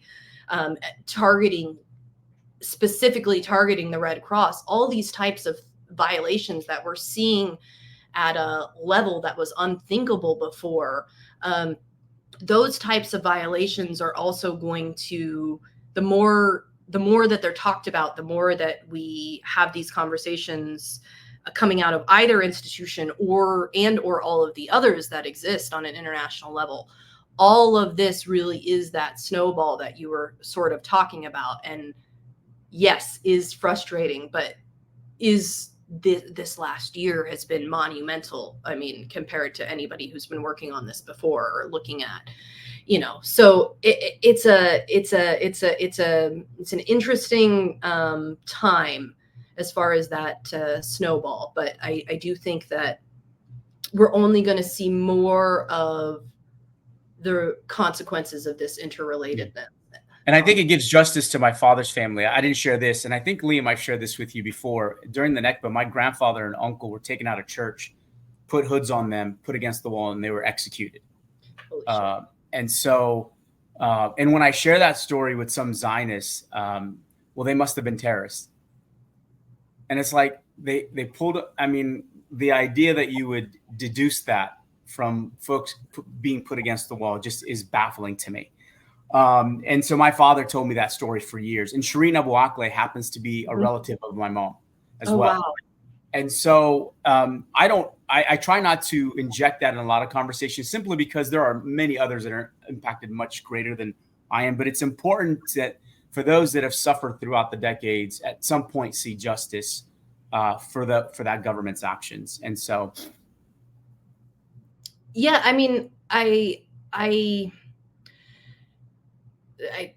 having difficulty responding just because the number of things that your family has had to encounter, as with most Palestinian families, despite knowing so much about it, never seems to stop surprising me. But also just to say that, again, pointing out that you are now able to have conversations that you couldn't previously have because of doors that have been opened by these legal institutions is a part of that enforceability in a way. So yes, I'm sure it hasn't completely changed it, but this idea that before the response to that could have just been, oh, well, he must have been a terrorist. I mean, even now that well, Hamas didn't exist then. Let's start there. Let's start with, like, where do you want to start? But each one of these things we know a little bit more about now, and the assumptions or misunderstandings that we held, as in particular as Americans, I think are also being challenged by this snowball. And I think that parallel is extremely important, especially for a country like ours that seems to really be resistant to this type of information. I mean, we still have BLM, and the Black Panthers are the original scapegoat terrorists. So, I mean, it's not new to our history by any means. And I do think what's encouraging, though, is that we're seeing those two things come up together, and we are able to start a little bit further down the chronology and tackle less and less assumptions each time. And I think that's important. I mean, if we're really having conversations, you know, even with our Trump supporting parents or whoever it is, and we're really trying to change things, the idea that we might not have to engage in, well, is it an apartheid state as an argument, but can say, you know, all the best judges in the world determine that it is, that's a huge leg up in this conversation. And, you know, breaking down even the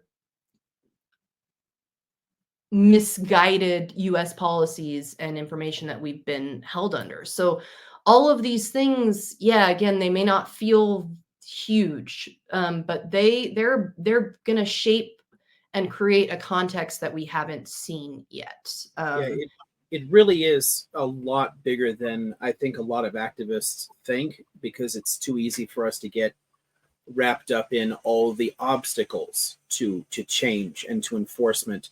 But to see so many shifts on the international stage, yes, a lot in the last year, but really across the last decade, it's been steadily building up faster and faster, and there have been more and more consequences. And I think it's worth reminding people of that. I mean, I've been reading on this since, gosh, the early 80s, and it's just amazing how much faster and how many more Americans care about this. I mean, when I was a kid, everyone thought the way Jamal addressed that story, like the whole, well, they must have been terrorists or something. Yeah, I mean, if anybody had even heard of a Palestinian before, they immediately thought of, you know, balaklavas and Kalashnikovs and plane hijackings, and that was it. They weren't a people. And now half of Americans are sympathetic and answer that in polls to Palestinians. That is a huge change, and I don't think we should underestimate that. But I do think we also need to be respectful of the time. You said you had another meeting too, and I think we do all tend to ramble. So I want to we can go on for days with this conversation. Yes, exactly. And I really wanted to I really want to get into at some point like the actual details of this ruling and how activists can use this, but we really got to be respectful of the time. Exactly. So yeah, just to say that I can do that very, very quickly. Just to say that the ICJ decision that came out 4 days ago deals with the occupation itself being both annexation and unlawful, and says that it needs to that system needs to be dismantled as rapidly as possible, and that obligation stretches to third states. So, for example, areas that are considered illegally annexed cannot be recognized by third states. So trade that the United States was doing in areas that they said were not annexed or not unlawful has to cease, or at least be looked at again and figure out a new reason why we could possibly engage. So there are definitely ramifications that come out of that decision. It's also important to know that the piece of dicta that I mentioned is one of several. And so I think that over the next 6 weeks, we'll just see so many scholars pulling up pieces of the ICJ decision. As far as the request for indictments, so there are 3 Hamas leaders that indictments have been requested for, and 2 Israeli leaders. And they have both sides have only been indicted for war crimes and crimes against humanity. Neither side has been pursued for acts of genocide. And it's very interesting that all of the activities around the indictments against the requested indictments against the Israelis deal with the situation of starvation and humanitarian aid and objects indispensable to survival. This will be the first time that starvation as a war crime has ever been litigated. We know that it's been happening in Yemen and other places for years. That's how I started investigating starvation. And the idea that this might develop, as Ocampo and others have said, where we now have an argument of starvation as a means of genocide is now on the table, right? And so we're just going to see more and more of this come out. But just to give you a little summary of those two things that we have going on, the request for arrest warrants, there's 7 counts against the Israelis and 8 counts against the 3 Hamas leaders right now. And we expect that all of those counts will increase as this process continues. And the other thing that's really important is that the request for indictment against the Hamas leaders, 6 of the 8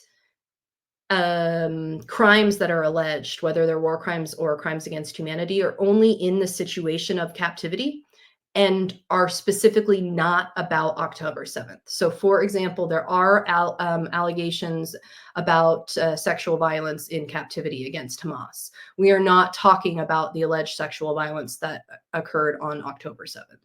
I just think it's important to break down some of those nuances, because those are some of the things that the media just garbles up and spits at us. But we could definitely do a whole follow-up on those two, and I can recommend other legal scholars for you guys to do follow-ups on those as well. But hopefully that gives you the little synopsis you guys needed on what's going on at those 2 places.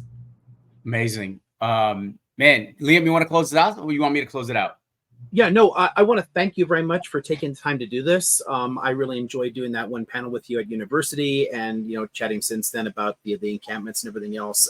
So I was really keen to get you to be able to address some of these issues for our activist community. Because I think, well, I don't know, to quote a really cheesy cliche, knowledge is power. I mean, if you understand something, you know how to fight back against it. So when we're just passing around nonsense and we don't really get into this stuff, we're not as effective. We're just spinning our gears, but if we can find really useful ways to engage with this and build up our toolkits, then we can actually empower people, and they can feel that they have a part to play and that they're relevant, and not get, as has happened so many times in the decades I've cared about the Palestine issue, people get fired up about it. Oh, everyone's talking about cast lead, and then a month later it just disappears completely and everyone just goes back to work. I don't want that to happen this time. We really want to arm people for the long term so we can accelerate this. So thank you very much for your contributions to that. And that has already started. It's been 4 days since the advisory opinion, and we already have the Coalition of Union Workers in the United States saying, because of our own union rules, we now can't engage in these types of trade.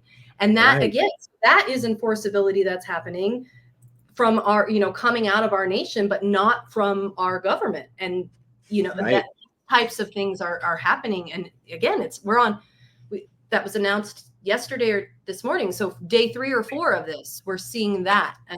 And so exactly this, trying to parse out and tease out what comes out of these legal decisions that gives us tools or more more arrows in our quiver, or whatever the term is, to be able to really arms us with a lot of really good information. Exactly. To really be able to utilize this, and also to be able to say what it is. This is what starvation as a war crime looks like. This is, and it's important for those things to be articulated, and for activists to be able to, okay, I can see that, I can identify that, and now I can use that at all different all across many platforms and in many ways. Right, and we're learning the places where we can put power, and yeah, you're right. It's not purely soft power, because there is an actual legal judgment here that we can reference, but it gives us the ability to use tools that are akin to soft power and really start putting pressure in the absence of a more moral government that actually should be doing this. Yeah, I mean, it creates a situation where BDS is just responsible governance instead of a campaign that you're going to possibly support or demonize. Right, exactly. And all the efforts to try and ban it too can run into real trouble now, and challenges in our own courts, because we can reference these kind of things and show, hey, you know what? You can't be, there really is a problem here. So there's a lot we can do with this. But anyway, I want to thank you again for not only this, but also your own activism on this. And if there's any Q&A, feel free to send it my way. I will. I just, gratitude is not a word I can express right now, because you've done so much for us today. You guys, if you don't listen to the entirety of this episode, you're missing out on a great deal of information. Not only does it impact the Palestinians, but long-term other diverse groups, other groups that are being impacted as such. So tune in, check it out. Episode 8 will be, you'll see it published next week, Monday, right? Yep. Nicole, thank you so much. We will do follow-up episodes. You all stay healthy, stay active, stay safe. Take care of each other, but first and foremost, take care of yourselves, because that's how that works. Thank you so much. Solidarity.